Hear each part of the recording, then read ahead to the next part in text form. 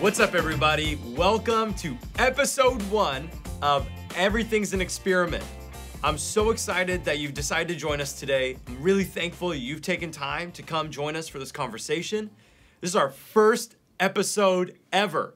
So there's gonna be a lot of different versions of this eventually, but we're just glad you're here. Hey, we have a very, very exciting topic today. Really excited to dive in. But before we do, I want to introduce my other host of the show, Pastor Brandon Beals. Hey guys, excited to do this with Tony. I do have one request. We need something to drink during this. Oh. So I am requesting a Diet A&W root beer to be set up here every time we record. A&W, if you're watching, can you sponsor us right Yes. now, please? Okay, we'll make sure your admin, hooks it up. Hey, before we start, I thought PB would be really cool every episode if you tell us what's one thing you're listening to, what's one thing you're reading, and what's one thing you're really excited for right now. So, Mike, does it have to be spiritual or leadership related? Not at all. Okay. I am very interested, I would say, the two podcasts that I listen to on a regular basis. I love the Bema podcast. If you've never listened to the Bema podcast and you're really interested in going deeper in your Bible, it's one of the most extraordinary podcasts. It starts in Genesis and works its way all the way through Revelation over a 4-year period of time, but it's excellent.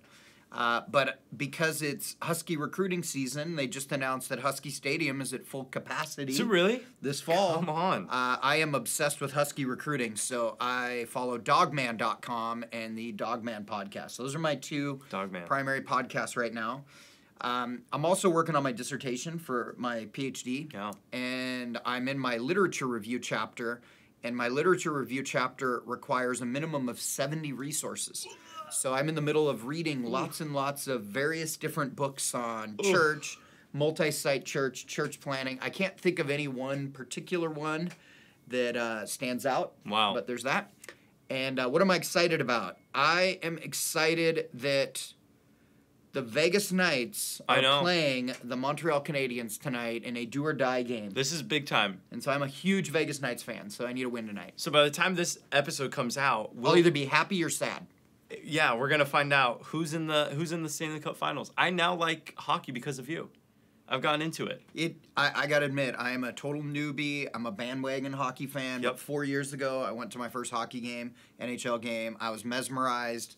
The talent and skill level of those athletes is something I've never seen. Like most sports, like when you watch team sports, you think, oh, I did that as a kid. I played baseball. I played football. I played basketball, soccer, whatever. But you watch hockey and you're like, I can't do that because they skate backwards faster than I can run forwards. And they literally do things that we cannot do. They skate backwards faster than I run forward. Wow. Yeah, the only exposure to hockey I have is the Mighty Ducks. For me, the only exposure I had was when I was in high school. I would go to Seattle Thunderbirds games. Oh, not to throw shade on the Thunderbirds, but their skill level is not good. No. But the fights were interesting. Well. But you can only handle that for so long. And that's why you're there. But no, the NHL games, they're mesmerizing. I'm excited. If you're wondering what this podcast is all about, why we even titled it Everything's an Experiment, hey, one of our kind of mantras here at Venture is everything's an experiment. If I had $1 for every time I failed trying to do something, or we tried something and you said, wow, that might have worked. We are never married to just the system and saying this is how it needs to be done. We love to try new things. But also, we love to have pretty hard conversations, pretty good conversations, and we want to talk about everything. This podcast is really for anyone who just wants to grow. Maybe not just in leadership and in faith. We're going to talk about pop culture, current events, leadership. We're going to talk about faith. But we really wanted to kind of talk about, hey, what's going on in the world? What are things people are going through? And one of the topics of today's main topic is we're going to talk about how to handle leadership, anxiety, and pressure. And Pastor Brandon has a phenomenal story about this, and I want to hear what he has to say. We're going to talk about how to handle it, what it even looks like, and where to move forward if you're struggling today with any form of anxiety and pressure, you're in some form of leadership, you're aspiring to be more and more. And by the way, I really do believe Everyone's a leader. You're leading at some capacity right now. You're always going to be leading yourself. So PB, why don't you tell us a little bit about your journey with anxiety and pressure and, yeah, where it all began? Yeah, I think like up until the story that I'll tell happened, I'm your typical type A leader that is an aggressive, take charge, visionary, dreamer. I always say that like one of my giftings is my ability to dream a big dream and then rally a large group of people to pursue it. And I'm sure there's many people that are listening to that. You relate. That's you. It's you in your job. It's you in your home. It's you, whether maybe it's in your ministry. But that was always me. And it got to the point where more and more responsibilities, more and more pressures and stress, I was able to handle it. And the line that my wife used to always use is that we do a good job of getting all the plates spinning. And once we have all the plates spinning, we can usually handle it. And so that was kind of my life. Then we went into a massive building campaign at our church. And really, when we talk about everything's an experiment, I mean, this was an experiment. If it works, we have a future. If it fails, well, it was fun leading venture for those first 10 years, but we're shutting the doors and updating our resumes. Yep. And that was how big of a risk this was, but it was fully supported by all the owners and all of the board members of the church. And so we were fully into this thing. But it was a massive amount of fundraising. And every time we turned around, the price of the building that we were building, it kept escalating, and then we would get denied loans and we'd have to raise more money. And I feel like I had to, in about a 2-year period of time, start and stop 3 separate capital campaigns, and affects your credibility. And so the type of things that were going on in the middle of this, so you have the natural pressure when you build. Yeah. And anybody that has ever had to build a building, gone through this, knows what I'm talking about. Fundraising, price of lumber, and just all these X factors that you have no control over. Yeah. All of these things are just normal. And then you have all the people issues with it. So there's a lot of people that attend church that just are bothered by fundraising campaigns. Yeah. In fact, there's just people that are bothered. You mention tithing, and they're like, do not talk to me about money ever. And yet alone, hey, not only do we need you to tithe, but we need you to give substantially faith-filled over and above your tithe that pushes people over the edge. So you have all of this tension with the people. Yeah. And in those seasons, like, people leave because I don't want to be a part of a church that's building a building. And I always tell everybody, any church that you attend that has a building, somebody built that building. Yeah. Somebody raised the money to purchase that building. You just might have come to that church after it was all done, but there was somebody in their history that leveraged everything and believed God for something great and went ahead and did it. But so you deal with all these people tension, and all of those things were hard, and it comes from every direction. And every time a loan gets denied, people say it wasn't God's will, and every time a price increases, it wasn't God's will. And so it's just this constant pressure. And in the middle of all of this, you might remember, because you were on our team, we had merged 2 campuses into this huge thing. So we're trying to merge these 2 uniquely different staffs that really hadn't worked together for like 5 years. Yeah. And so there were unique team dynamics that we were dealing with. And then the craziest thing happened. Completely unrelated to what was happening at the church. They had not talked to each other. I had my senior associate exec pastors, kind of like my key lieutenant at the church, came to me and said, Brandon, I need to talk to you not as my boss, but as my pastor. I need some advice. Oh, that line's painful. It wasn't at that time. I was flattered. Yeah. Now I've come to dread it. But he then says, I got this church called and wants me to come and be their senior pastor. What do you think I should do? And in that moment, I mean, the Holy Spirit spoke to me and said he's going. And so we blessed and released. The problem was 2 weeks later, I get another, hey, Pastor Brandon, can I meet with you not as my boss but as my pastor? So I had 5 employees over a 3-month period of time have that exact same conversation with me. And at this time, we had 18 pastors on our staff, so it was 5 of them, but it was key from our worship guy, my exec pastor, my senior associate, my missions person, my women's pastor, and every one of them, it was to either take over a church or start a church. Wow. And they were completely unrelated. They had not talked to each other. It was just this bizarre thing. All good reasons, though. It wasn't like, I mean, we have great relationships with all of them today, and I blessed them, and the church was excited.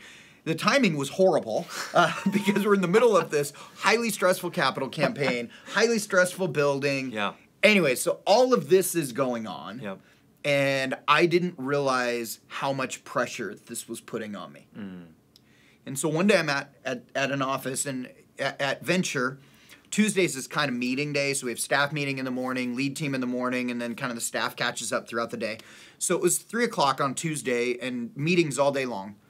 And I'm sitting in my office, finally getting down to start working. It's back when we were in the Mill Creek Town Center in the 2nd floor. And I'm typing on my computer, and I noticed that my right hand went numb. And then I noticed the numbness go all the way up my arm. Did you think you were having a stroke? I didn't know what was going on. I thought, do I have like bad circulation in my arm? And then the right side of my face went numb. It felt like I had Novocaine in it. And then my eyesight got a little bit blurry. And it was in that moment I thought, this is not normal. I'm having some sort of an episode. I didn't know what it was, so I went over to my wife's office.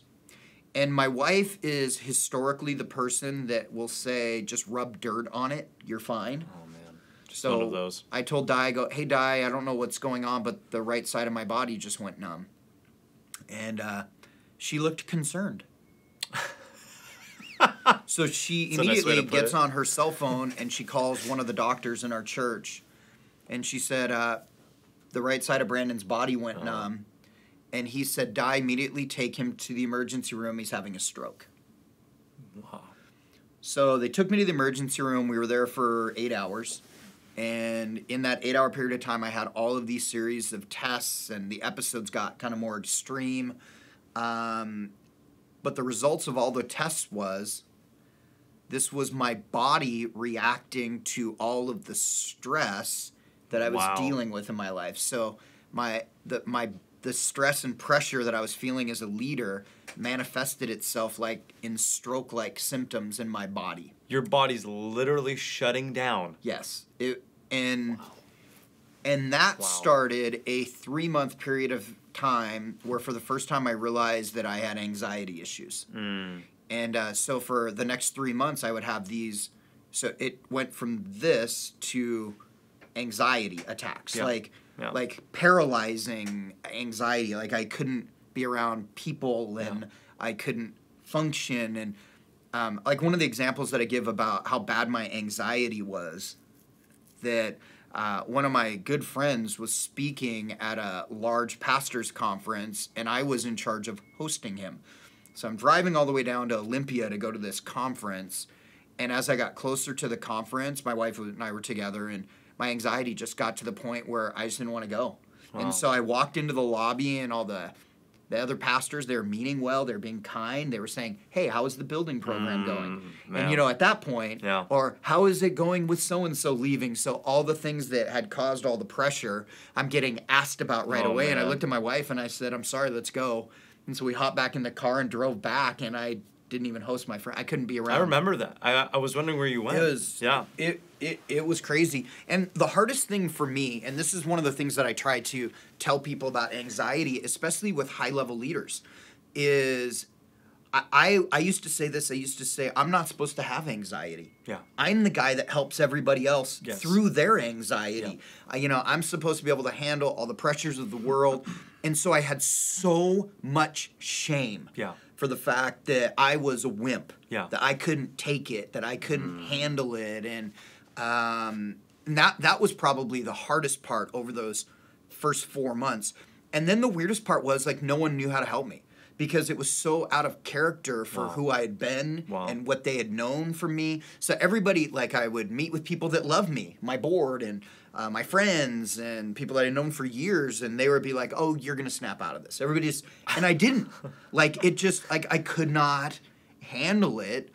I always tell everybody, like, the culmination of it, so all this is going on, it's all summer long, struggling with anxiety, really no one's able to really kind of help me. Doctors are giving me medication to take, but some of the medication would make me too tired, some of it would make my mind not sharp, and I couldn't function that way. So it was leading up to August that summer, and you'll remember this, you were on our staff, so we had a big staff, like 3-day training thing, and I had the month of August off. And we own a place in Vegas, and I was just going to go to Vegas and stay in my condo and just get better. Like, because I had to get away by myself and just rest and be with Jesus and pray and golf and work out and, you know, all that stuff. And so I left a day early, hopped in my Dodge Challenger, and put on the little Road Tripper app and was going to stop at all the little roadside trips the entire time. And I'm blitzing down the road in that Challenger from Seattle to Vegas. And I remember I stayed the first night in Jackpot, Nevada. Jackpot, Nevada. Yeah, bustling metropolis of Jackpot. Clearly. But I had seen that about 2 hours off of the road was this place called the Lunar Crater Monument. Oh, man. And I thought, that looks cool. I saw pictures. It looks like a meteor hit the Earth, a big, huge crater. And I thought I'm going to go into it and fly my drone. And it was 2 hours off. But I thought, you know what? I got an entire month. I'm going to do it. So I get up at 6 a.m. And it was funny because I talked to my wife that morning. And she told me this. She said, number one, Brandon, please tell me where you're going. I just want to know where you're going so I don't worry about you. And number two, please make sure you have water. So, of course, I get up at 6 a.m., don't want to wake my wife up, and I don't have time to get any water. Yeah. I'm just like, so I blitz 2 hours to the Lunar Crater Monument. And an hour into this drive, I haven't seen another car. An hour and a half into the drive, I haven't had cell reception. So I'm off the grid, no cell reception.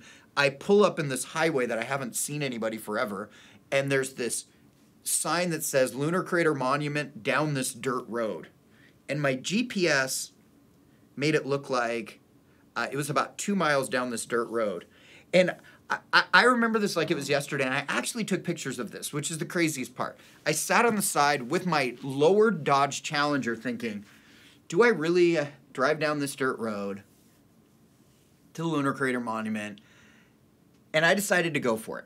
I decided to go for it for two reasons. Number one, I was in the middle of nowhere. I mean, I was here. Why not go? Number two, my brain wasn't working right because I was in the middle of massive anxiety attacks, so I wasn't thinking logically. So I start driving down this dirt road. The problem was the dirt road turned into a road that was covered by sand, and because my Challenger had a Hemi, it would fishtail. So the only way I could get it to not fishtail is if I drove 30 down this sand-covered road. I'm about a mile and a half into this when my car drops into a hole and dies. You can't make this up. You can't make this up. This is real life. I get out of my car, I look underneath my car, and the entire underneath of my car, water spurting everywhere. I see oil leaking, gas leaking, and my car won't drive forward. It will only drive in reverse. Is this why you became a Jeep guy? It is, actually. Okay. So you would have to experience this again? I shift into reverse, drive about, I don't know, a mile and a half an hour all the way out of this dirt road. And it's funny, I just was telling this story with somebody last night. And I parked on the side of the road that I hadn't seen another car now for 2 hours. Oh, my gosh. That I hadn't had cell reception for at least an hour. Wow. And I remember just sitting there thinking, I don't even have any water. My wife told me, at the very minimum, bring water. And I didn't even have water. So at this point, are you thinking you're going to die in the middle of the desert? Well, I either think one of two things. I either think this is my last will and testament. Oh, my gosh. Or this is going to be a story I'm going to be telling people for the next 20 years. So I actually grabbed my phone and I videotaped the entire scenario. The whole thing. I videotaped myself on the ground praying. And I got outside the car, got on my hands and knees, and I said, Lord, this is literally what I prayed. I was like, Lord, this is all my fault. I should not have done this. Oh, my gosh. But, Lord, I need a miracle. And if you want to help me right now, I will tell the world how you gave me a miracle forever. And I was just like, so Jesus, help me. Amen. You filmed this? I have it all on film. Will you please share this at some point? Okay.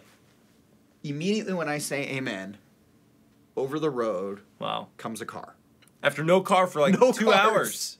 And so I'm like, this car is not getting away. And so I stand in the middle of the freeway waving down this car to stop. And it was a couple who had put everything they owned in the back of their little Subaru wagon. Wow. Because they were living in the park in Colorado and were moving to a park in California. And this was they're like nomads. That sounds about right. So I convince him to leave his wife in my Challenger as he drives me to a place where I can get cell reception. Anyways, make a long story short, 3 hours later, the tow truck comes from Tonopah, Nevada. And as the guy from the tow truck is driving me to Tonopah to take my car, he says, this happens all the time. Wow. He says, because Tonopah is so poverty-stricken, and he said, we're so desperate for people. He says, there's locals that set traps for tourists. Oh, they throw things on the road that cause your tires to pop. They dig holes. Because when that happens, you call us, you eat in our restaurants, and you stay in our motels. I stayed at the Clown Motel. Seriously, look it up. Clown Motel, Tonopah, Nevada. Only slightly terrifying, folks. Don't worry. Only slightly terrifying. To put a comma on that story, the Challenger was totaled. Nice. My insurance company declared it an act of God. Wow. So a week later, paid out. Wow. I'm in Nevada. A week later, I bought another Challenger. 3 days after I bought it, I totaled it. So I totaled 2 Challengers in 2 weeks. That is a world record. This is like when I talk about anxiety, your mind is not working right. You are not normal. That's right. You are not yourself. And so I share all this. It's kind of funny to talk about it now because it's 4 years later. But this was all the result of the pressure and anxiety that I was experiencing as a leader, not knowing how to cope with it. So let's shift focus here for just a moment. So the number one thing I hear from young leaders all the time, from interns to young 20-somethings, is I have anxiety, I have anxiety, I have anxiety. But they're struggling with, how do I now handle this? How do I remedy this? So I don't know, and please know, I'm not downplaying anyone by saying I have anxiety, but it's become such a common term. I have anxiety, I feel pressure right now. I have school, I have job, I have work, I have this commitment. Since we're kind of short on time, how would you tell everyone who's listening and watching, how do you remedy this? What do you do? Like, first you have to determine, is the anxiety that I'm feeling a natural response to the situation I'm in? Because your body does that. I mean, most anxiety is your body just kind of ramping up with adrenaline because of the circumstance that you're in. But paralyzing anxiety, like what I have, and honestly, many leaders have them. Yeah. When you have meltdowns.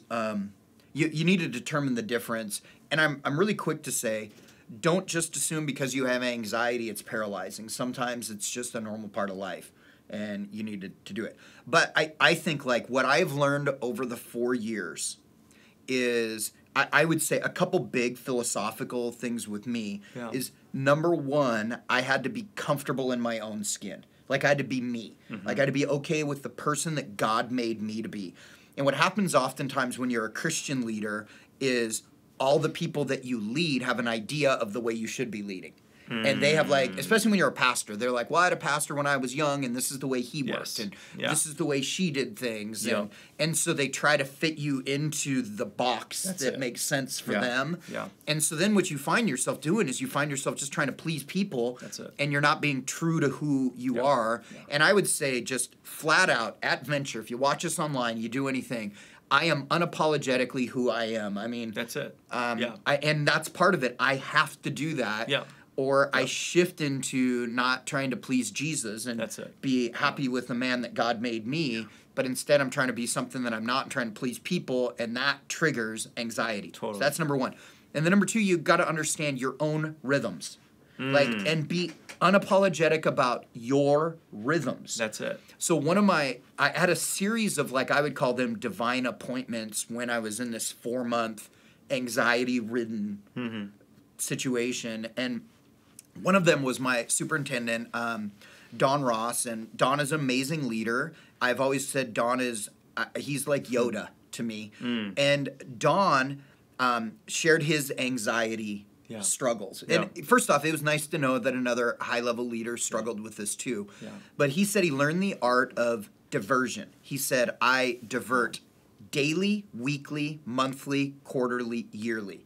And he says, I have to have a diversion. It's part of his rhythm to stay healthy. Can you repeat that? Daily, weekly, monthly, quarterly, yearly. Diversion. And so he would say for him, he has to go on a walk every day, or he needs to go fishing every week, and he needs to plan a quarterly fishing trip and a vacation with his wife, and he has to do these things. It's part of the rhythm. And I would say for me, when the pressure starts mounting, I just have to get away for a couple days. Sure. Yeah. And so I have created a rhythm with my staff and with my board and with my family that when the pressure because when I'm here, I'm like here, like 24/7 here. Yeah. And then, but when I sense the pressure mounting, I just go take a break. I go travel to my condo, or I go on a trip, That's or so wise. I go speak somewhere, and I do it unapologetically. Yeah. I would say another thing is you've got to find what are your stress relievers. So years ago, my senior associate said to me, he said, Brandon, if we ever do build a church building, we have to make sure and build you a workout room attached to it. Wow. And his whole point was, he says, because Jesus speaks to you when you work out, and it relieves your stress, and you're more pleasant to be around. Yeah. And so I just have realized that working out, exercising is like where I'm able to kind of decompress all the pressure and all the stress. And so part of my rhythm is that I have to work out at least 5 times a week for a couple hours at a time. And I pray, and I kind of vent to Jesus, and I kind of lay it out there. So I would say being able to travel at the right time, working out at the right time, and I would say finding unapologetically the things that you enjoy doing them and doing them. The things that, like, we talk often on our staff, as you know, we talk about what are the things that drain you and what are the things that energize you. Yeah. Figure out what are those things that energize you and schedule those things That's in. good. Yeah. Like I tell you guys all the time on our staff, schedule your vacations. Have something to look forward to. Yeah. Do it on a regular basis. Schedule your hobbies and do those things unapologetically. That's it. And what will happen is people will try to pull you and get you to not do this and that, and you be okay with your rhythm. I think probably the last thing that I would say with that is be sacred with your days off. Yeah. If you're not sacred with your days off, next thing you know, working 7 days a week works out to, hey, I worked 4 straight weeks without taking a day off. And at Venture, that is not something to be proud of. Like, you don't come to your boss here and say, man, I haven't taken a day off for 4 weeks. Yeah. You tell me you haven't taken a day off for 4 weeks, we're probably going to move to letting you go. Because that means you're going to burn out and blame me for it. That's, man. I think you nailed it. Figuring out your rhythms, what energizes you. And I think for you and I, it's different. But anyone who's watching or listening, they might not be in ministry. Maybe another pastor's watching. But our job is 24/7. People call us in their worst hour and their best hour. Where some people might be working at Boeing or they're an accountant. And, hey, I'm off at 5 o'clock. I'm good. But I think you're so right. Protecting that sacred time and finding what energizes you. I don't know, for me, being a dad now and whatnot, I have found that lawn maintenance has become my thing. Yeah, I love yard work. I am all about the yard right now. I don't know why. Yard work is great. It really is. You know, I love video games and whatnot. That stuff, it's fun, but it doesn't energize me. Like, it's fun, but so I would say if you're watching, if you're listening, find what energizes you. Find what gives you some fresh spark. If it's being in community, if it's eating good food. Golf, fishing, do something. Road trips, hiking. Yeah. All of those things. Do that. I will add one last thing with all of this. When you have paralyzing anxiety, there is a social stigma, especially within our world, about taking medication. And I'm telling you, the meds, I took meds for a while, and they brought balance to me. Wow. And so I would also give people advice that if you were really struggling with paralyzing anxiety, don't allow some traditional pressures of things that you were told as a child or cultures that maybe you were brought up in.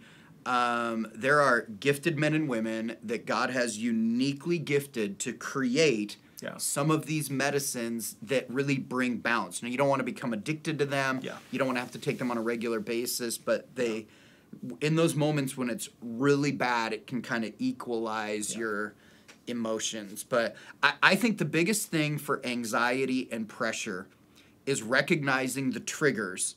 That's huge. And that's huge. Diverting before you go off the edge. Yeah. I think you have to be able to recognize what are the warning signs that are flashing in your life, because if you can't see them, I think you've gone too far. And I think you said it. No one celebrates burnout. No one celebrates when you're tired and now you have nothing to give. But PB, I think that was brilliant. That was so good, man. And if you're watching this or listening and you struggle with anxiety, with how to handle pressure, please know we're not psychiatrists. We're just two guys who also struggle with this. But I would encourage you to go get some help. Find a leader in your life. Find a pastor. Find a counselor, therapist, and begin to have that conversation. And maybe you need to begin to determine, maybe you're on your own, hey, what triggers me? What could be my diversions? What can I do daily? What can I do weekly, monthly, quarterly, yearly? And then figure out, hey, what fills me? What fuels me? And I really do think that doing those things can really help you navigate how to handle pressure.